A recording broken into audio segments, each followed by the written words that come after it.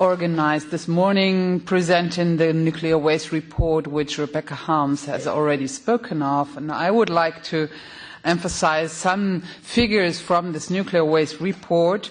As has been already said, no country, neither in the EU nor worldwide, has a deep geological repository for spent nuclear fuel. The only country which actually has a repository for highly active nuclear waste is the US, but they are not using it for spent fuel, but for weapon waste only. And it's already full, by the way. And Finland is now constructing the repository in Olkiluoto, as we have heard this afternoon too. Right now we are talking about 60,000 tons of spent nuclear fuel in storage across Europe. This is the highly radioactive waste. Of course, the low and intermediate level waste is much more, making up 2.5 million tons, and 80% is in wet storage of the highly active waste, which is considered the most dangerous way of storing it, actually, because, of course, you have to make sure that your cooling will always be in place. You maybe remember those very, very anxious weeks in 2011 when we had the Fukushima disaster. And the biggest issue was actually the spent fuel, which was in the basin of reactor number 4. Everyone really anxious about whether this would hold, whether this would not collapse because the building was so much damaged, because those rods have to be cooled permanently, and if they're not, they'll ignite by themselves. And if this had been the case, and if the wind had come from the sea towards the land, then we would have a totally different Japan than we have it today, because estimates were that about 35 million people would have to be evacuated.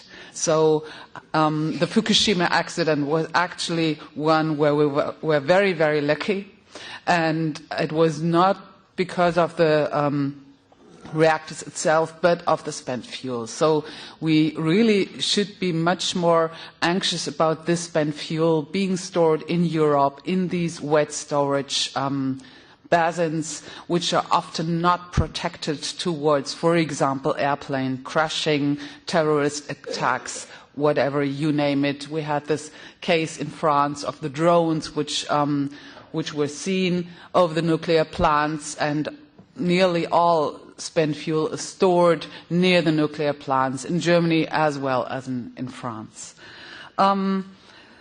When European reactors will be decommissioned eventually at the end of their life, they must be decommissioned, of course, they will generate another 1.5 million tons of low and intermediate level waste.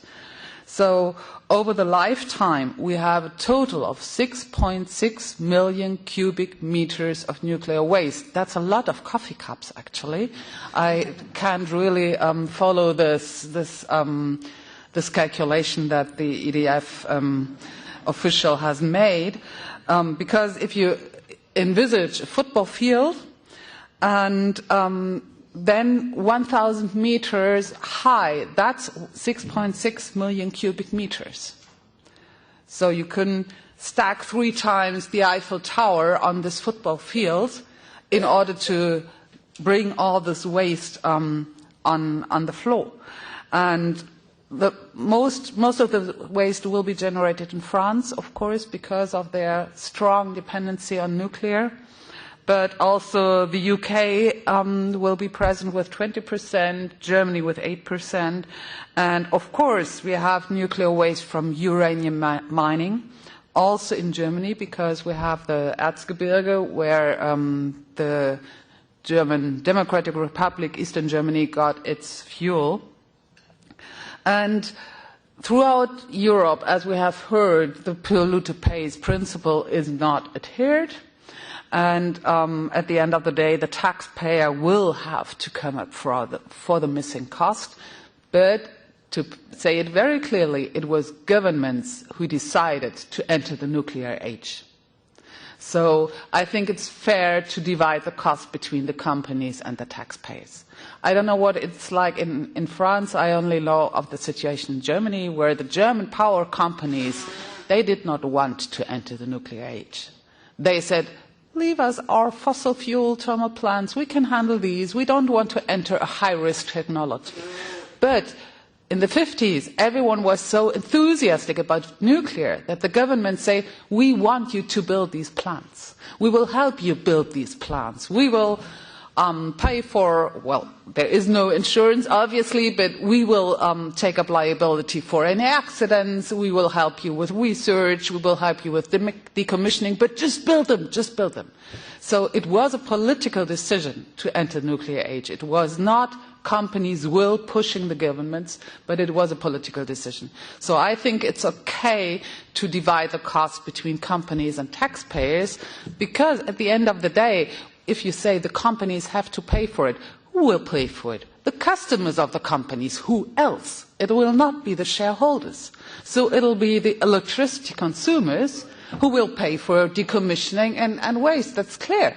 That's clear. You cannot take back the money from the shareholders. No, you cannot. You can go bankrupt. Yeah, that's it. If you hold shares of a company, no, you hold shares. You hold shares, you're not, yeah, you can say, okay, your shares are worthless, but you cannot say you have to pay more money than you have invested in this company.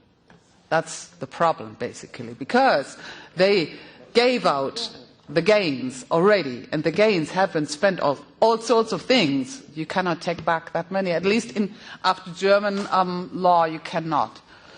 Have fun with that. I would like to emphasize a bit on the Radioactive Waste Directive, which has also been mentioned today.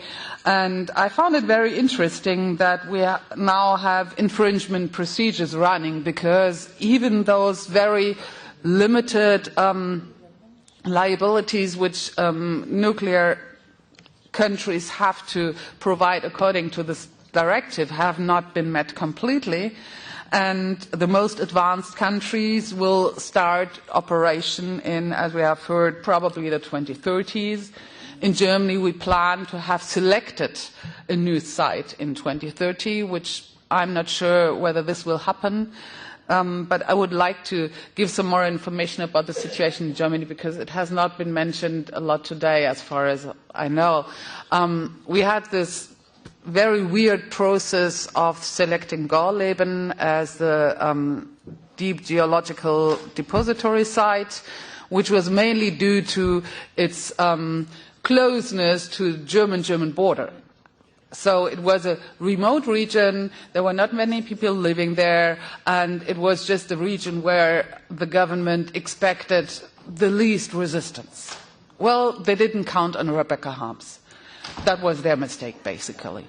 So what they planned was, we'll put it somewhere where there won't be a lot of people interested, but that was obviously proven wrong. And after having settled the cost problem, saying we'll divide between companies and taxpayers, giving the decommissioning and all that to the companies, but giving the long-term storage and depository to taxpayer, then the way was open for finding a different spot than Gorleben. Because the companies had already invested a lot of money in this, well, it was called an exploratory site, Gorleben, but everyone knew that it would be Gorleben at the end of the day, because there had been so much money invested already. And so for the environmental movement, it was a big win having this new site selection law, starting with an empty map and starting to say, okay, we'll look at every possible geological formation in Germany, which is what is happening now. There are quite a few legal issues to overcome. For example, we have a lot of geological data which is the property of companies, of private companies, who have been searching for oil or ore or whatever.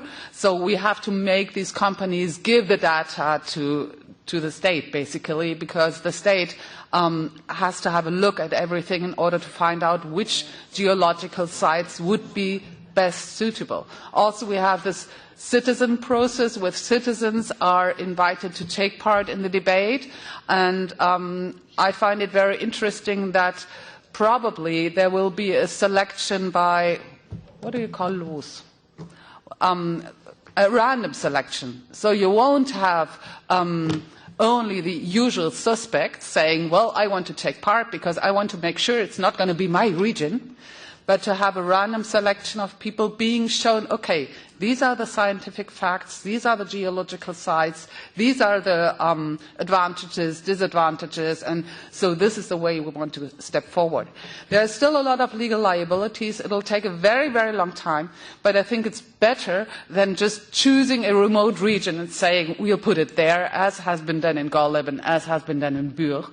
And, well, we Greens will be following this process in Germany very closely because we also have certain suspicions that at the end maybe some regions will be more equal than others, if you understand what I mean.